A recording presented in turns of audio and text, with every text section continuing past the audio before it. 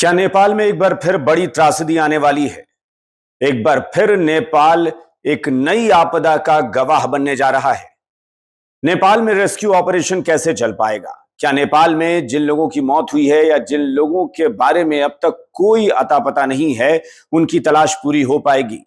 या फिर कितने लोग इस पिछली आपदा में काल के गाल में समा गए, ये सिर्फ एक रहस्य बनकर रह जाएगा? नमस्कार, मेरा नाम अभिषेक कात्यायन है। स्वागत है आपका जी बिहार झारखंड के सोशल मीडिया डिजिटल प्लेटफॉर्म पर। एक तरफ पूरा देश रक्षाबंधन का त्योहार मना रहा है।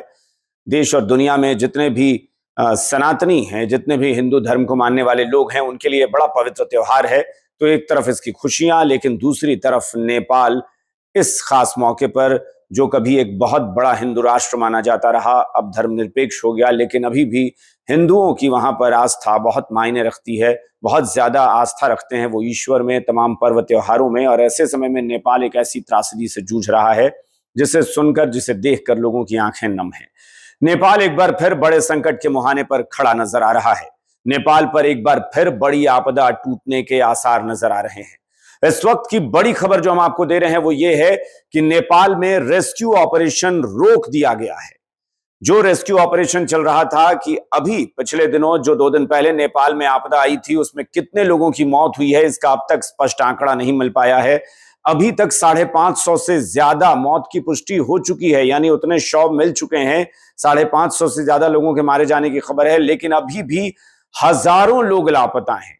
एक आंकड़ा यह तक कह रहा है कि 5000 से भी ज्यादा लोग लापता हैं, क्योंकि कई शहर, कई गांव और बस्तियां पूरी तरह तबाह हो चुकी हैं।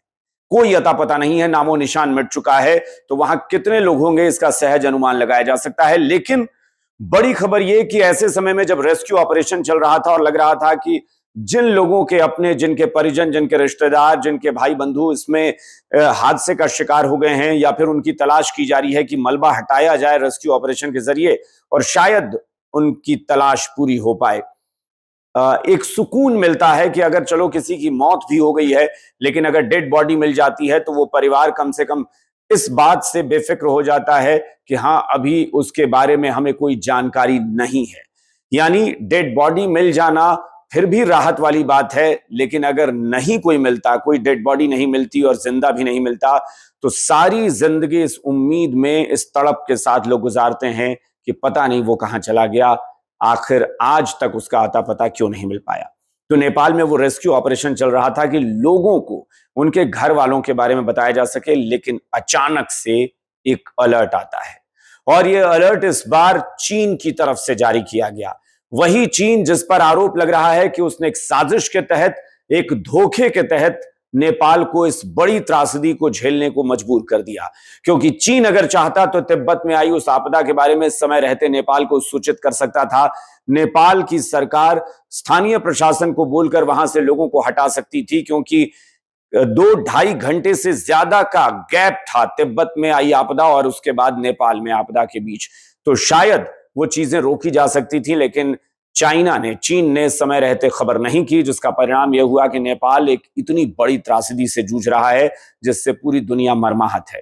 लेकिन इस बार चूंकि एक धोखा मिल चुका है, एक बार चीन पर बड़ा आरोप लग चुका है, तो 2 दिन बाद चीन ने अब इस बार नेपाल की सरकार को अलर्ट कर दिया है और कहा है कि एक बार फिर बहुत बड़ी आपदा आ सकती है।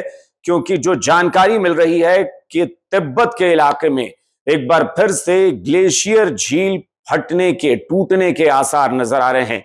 वहां एक बार फिर से ग्लेशियर में बताया जा रहा है कि एक झील में बड़ी दरार पड़ रही है, पानी रिसने लगा है। और अगर वो दरार चौड़ी होती है और किसी वजह से ये ग्लेशियर झील जो है ये फटती है और टूटती है, तो नेपाल पर एक और बड़ी आपदा, विपदा आ सकती है। चीन ने अलर्ट जारी किया और उसके बाद नेपाल में तमाम लोगों को उस इलाके से हटा दिया गया है, रेस्क्यू ऑपरेशन रोक दिया गया है। और माना यह जा रहा है कि इस रेस्क्यू ऑपरेशन को रोकने के पीछे कारण यही है कि कहीं ऐसा ना हो कि जो रेस्क्यू टीम लगी है, जो सेना के जवान लगे हैं, जो वहां पर राहत बचाव कर्मी लगे हुए हैं, उन पर कोई आपदा आ जाए। क्योंकि एक तो पहले से ही वहां इलाके में इतना मलबा है जिससे हटाना मुश्किल हो गया है। और मुश्किल क्या, अगर हम ये कहें कि बहुत सारी स्थितियां तो ऐसी हैं बहुत जगहों पर जिसे हटाना नामुमकिन है। क्योंकि कुछ तस्वीरें नेपाल से ऐसी आई हैं जिसे देखकर किसी की भी रूह कांप जाए। अगर कोई गाड़ी, आप समझिए कि ट्रक या बस जैसी कोई गाड़ी जो इतनी ऊंची होती है, वो अगर पलट गई हो और पलटने के बाद उसके ऊपर इतना मलबा गिर चुका हो कि सिर्फ उसका पहिया, वो भी आधा पहिया नजर आ रहा है, ट्रक जैसी गाड़ी का भी आधा पहिया सिर्फ ऊपर की तरफ पलटा हुआ नजर आ रहा है, तो अब समझिए कि मलबा कितनी गहराई तक भरा हुआ है। यानी कम से कम 5-5 मीटर, 5 मीटर, 8 मीटर, 10 मीटर तक गहरा मलबा जो है वहां पर जम गया है। और उतना मलबा हटाना वो एक जगह नहीं कि एक कमरे बराबर इलाके में करना है, ये पूरे शहर में अगर इतना मलबा जम गया हो तो कोई कितना हटाएगा।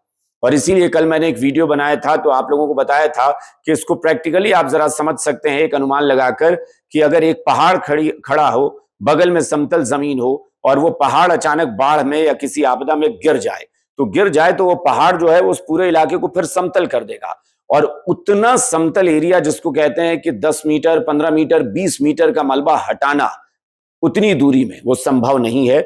इसलिए पहले से ही अनुमान लगाया जा रहा है कि बहुत सारे शव नहीं मिल पाएंगे, बहुत सारी घटनाएं, बहुत सारी जो मौतें हुई हैं उसका अता पता भी नहीं मिल पाएगा।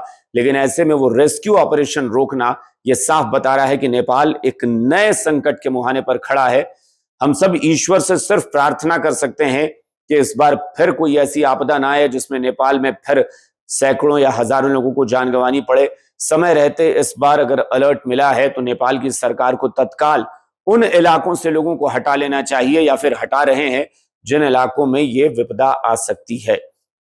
चूंकि तिब्बत जो है उसकी ऊंचाई से अगर ग्लेशियर फटता है, और मैंने एक बात और मैंने कही थी कि दरअसल ग्लेशियर का फटना ये कोई मामूली घटना नहीं होती है, ये छोटी मोटी बात नहीं है। ग्लेशियर जिस तरीके से पूरी दुनिया में पिघल रहे हैं, जिस तरह से बर्फ पिघलती जा रही है, जो अंटार्कटिका हम लोग कहते हैं उस इलाके में स्थिति यह है कि बर्फ बहुत तेजी से खत्म हो रही है। ग्लोबल वार्मिंग का खतरा जो है वो पूरी दुनिया पर वैसे ही पहले से ही मंडरा रहा है।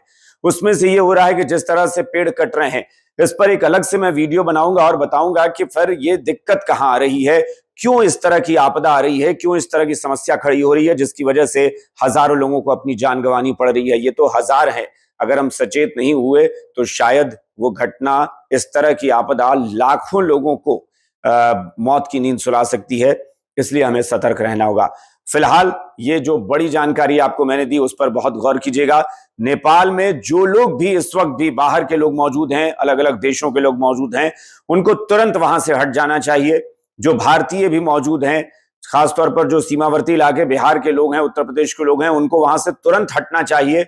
नेपाल में फिर किसी भी वक्त बड़ी आपदा आने की आशंका है और इसके लिए चीन भी अलर्ट पर है। तिब्बत भी इस वक्त शायद ईश्वर से यही प्रार्थना कर रहा है कि यह ग्लेशियर जिसमें दरार पड़ने की बात कही जा रही है, वो दरार चौड़ी ना हो और किसी भी तरह से वो ग्लेशियर की झील जो बनी हुई है वहां वो फट ना जाए। अगर वो फटी तो फिर निश्चित तौर पर बहुत बड़ी जनहानि की आशंका फिर से मंडरा रही है। तो आप सब ईश्वर से प्रार्थना करिए, हम भी यही प्रार्थना करेंगे कि इस बार कम से कम जनहानि ना हो। फिलहाल इस वीडियो में, इस जानकारी में इतना ही। जी बिहार झारखंड का social media digital platform like करें, फॉलो करें, सब्सक्राइब करें। हमारे वीडियो पर कमेंट जरूर कीजिएगा, हम आपको बताएंगे कि क्या क्या घटनाएं हो रही हैं, ताजा अपडेट क्या है, समय समय पर हम आपको बताते रहेंगे। नमस्कार।